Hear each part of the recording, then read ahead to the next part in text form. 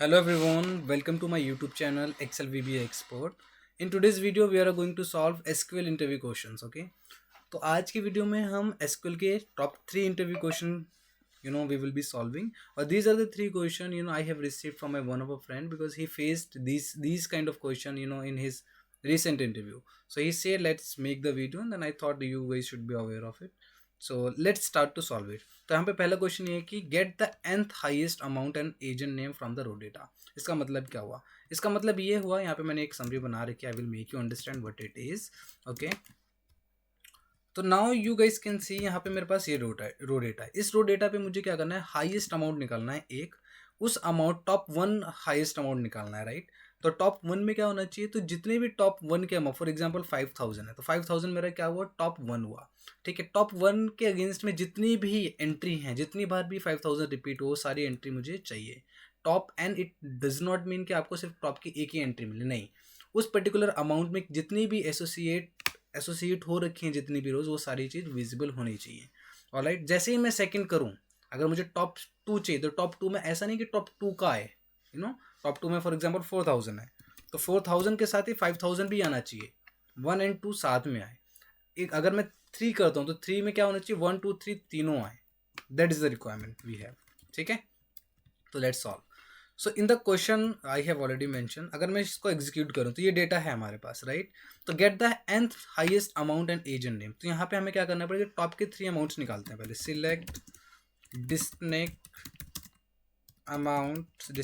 Top 3 amount. 3 से ज़्यादा भी निकाल सकते हो आप लोग. 3 अमाउंट फ्रॉम शीट 1. ठीक है, अगर मैं इसको एग्जीक्यूट करूँ और ऑर्डर बाय, क्योंकि मुझे हाईएस्ट निकालने तो इसको मैं असेंडिंग कर दूंगा अमाउंट के कॉलम पे.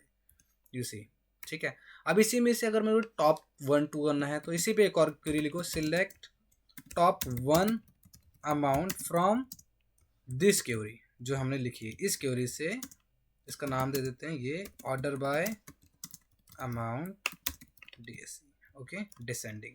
अगर मैं इसको एग्जीक्यूट करता हूँ, यू सी, अगर मैं इसको एग्जीक्यूट करता हूँ तो मुझे टॉप की 9000 मिल गया. अगर मैं 2 करता हूँ तो मुझे फर्स्ट एंड सेकंड दोनों मिल गई. अगर मैं 3 करता हूँ तो मुझे ये तीनों के 3 मिल गई.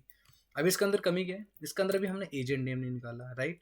तो एजेंट नेम निकालने के हम यहाँ लिख देते हैं select agent from which table? From sheet 1. जहाँ पे यहाँ पे कंडीशन लगा देंगे इसी टेबल में, जहाँ पे भी हमारी अमाउंट ये वाली है, कौन सी? ये जो हमने इसके अंदर निकाली है, ये है अमाउंट, वो आ जाए. ठीक है, ये सी. अगर मैं इसको एग्जीक्यूट करता हूँ तो मेरे पास agent and amount, sorry amount भी यहाँ पे लिख देते हैं, एजेंट एंड अमाउंट दोनों आ जाएगी. ठीक है, ये 3 एजेंट्स हैं जिनके अगेंस्ट में ये अमाउंट आ रही है. तो इट मीन्स कि इन 3 एजेंट के अगेंस्ट में इन्होंने इतनी सेल करी है या कुछ भी कर रखा है. ओके, तो फर्स्ट क्वेश्चन तो वी हैव सॉल्व. अब सेकंड क्वेश्चन क्या है? सेकंड क्वेश्चन ये है कि create the simple report in SQL using aggregate function, show it against the month and year. मतलब रो डेटा देखो तो रो डेटा में हमारे पास डेट का कॉलम है. इस डेट के कॉलम में मुझे क्या करना है? मुझे रिपोर्ट इस तरीके से दिखानी है. एग्रीगेट फंक्शन मेरा सम, काउंट, एवरेज, मीन, मैक्स. अगर मैं काउंट हटा भी देता हूँ, चलो, मुझे इन 4 के बेसिस पे चाहिए.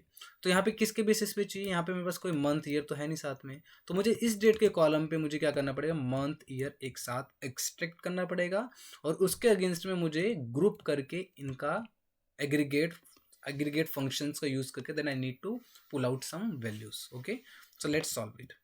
तो यहाँ पे क्या करते हैं? Select star from sheet 1. ये तो नॉर्मल डेटा है.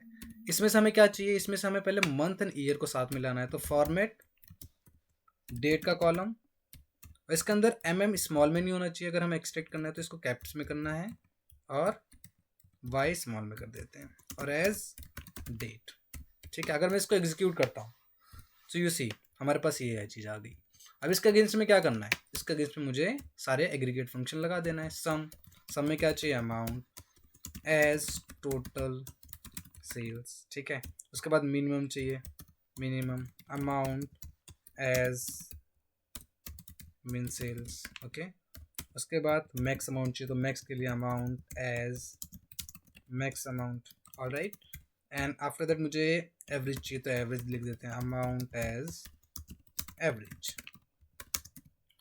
Okay, avg_1 for example from sheet 1.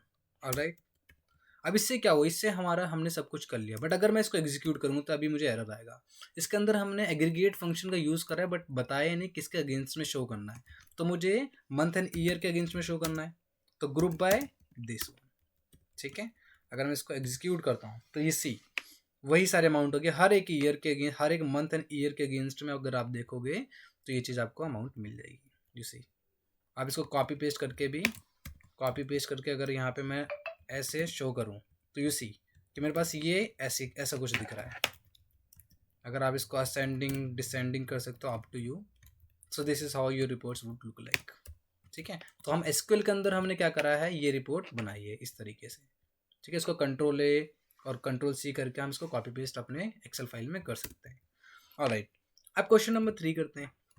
तो क्वेश्चन नंबर 3 में क्या है, क्वेश्चन नंबर 3 है कि create the new same table from the existing one. मतलब अगर आप देखोगे तो इस एसक्यूएल क्वेश्चन के डेटाबेस में मेरे पास सिर्फ एक ही टेबल है जो कि शीट 1 है, जिसमें मैं अभी काम कर रहा हूँ।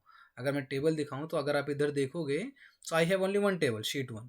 मुझे यहाँ पे exactly same table copy paste करना है, simple copy and pasting the same table, how we can do it. तो यहाँ पे अगर मैं क्वेश्चन 3 करता हूँ, यहाँ लिखता हूँ मैं copy and paste the table in rough language. Okay, तो क्या करना पड़ेगा, तो यहाँ पे लिखना पड़ेगा सिलेक्ट स्टार इनटू किस टेबल, कौन सा नया टेबल का नाम क्या देना चाहेंगे हम, तो master data. For master data from किस टेबल से कॉपी करना है, तो मुझे किस टेबल, शीट 1 से करना है, शीट 1। ठीक है, बस एक लाइन कोड। अगर मैं इसको एग्जीक्यूट करता हूँ तो मेरी ये एक टेबल अलग से बन जाएगा। अगर मैं इसको रिफ्रेश करता हूँ, इस टेबल को refresh, you see master data भी बन गया। अगर मास्टर डेटा को अगर मैं सिलेक्ट करूँ यहाँ पे, select star from master data, you see same data आ गया। ठीक है, so these are the 3 question I have solved and I would attach this query sheet and the Excel sheet. From there you can download it for your practice. All right, so thank you very much everyone for watching this video. If I missed anything, so please do comment me and I would try to emphasize it in the next video. All right, so for the time being, thank you so much everyone for watching this video. Thank you very much.